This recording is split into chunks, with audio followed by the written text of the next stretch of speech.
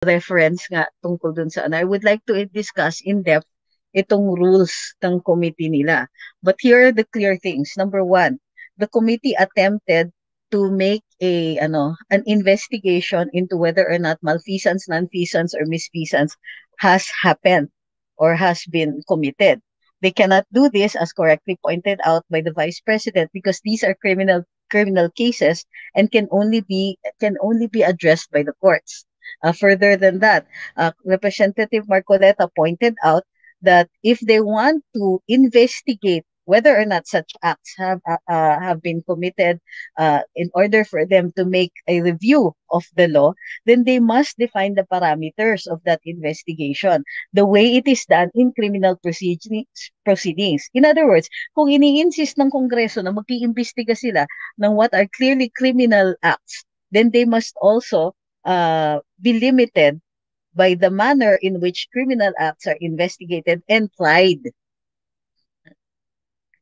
Furthermore, it was clear also from the questioning that COA stands on their own assessments and other assessments, such as the speed in which the funds have been spent, and whether or not bidding has been conducted, are not on the table. These were never considerations of COA because they do not violate the COA regulations or the liquidation requirements of the Office of the Vice President pagdating dun sa confidential funds.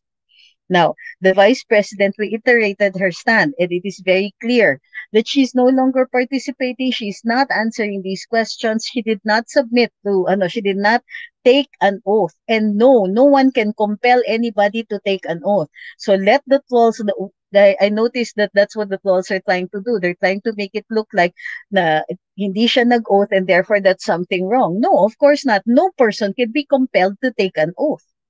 Okay? No, you cannot even be cited in contempt for refusal to take an oath. So, sige, do what you will. And look, Congress ang tumiklop. She didn't take an oath. Did they compel her? Did they scream at her? Did they cite her in contempt? No.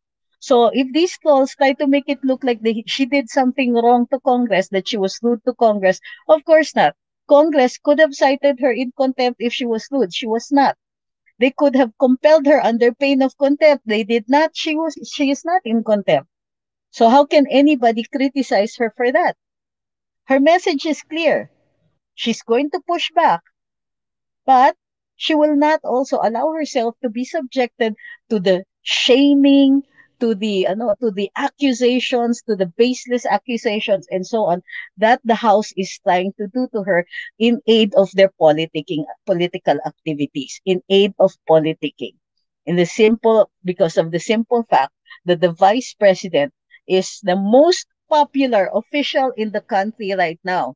They need to take her down a notch. They need to besmirch her. They need to sully her name. They need to impeach her. They need to take her out. She is the biggest problem of this administration right now. And they must keep doing this. They must keep throwing mud on her, or else they're going to lose, and they're going to lose badly.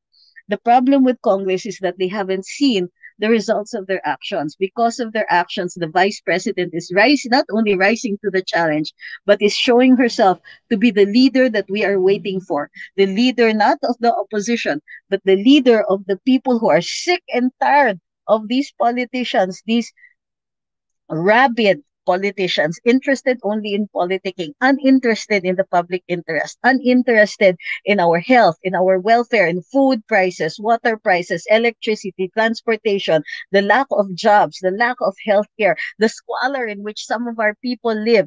They don't even care whether or not people die in the floods. All they care about is trying to cover up their own wrongdoings, their own shortcomings, as well as that of the presidents. Ang hirap na niyang ipagtanggol.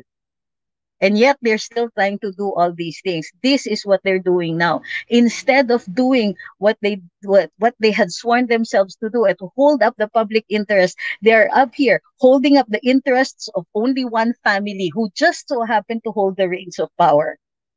VP Inday looks better, stronger, more leader-like. No, not a single weak bone in her body.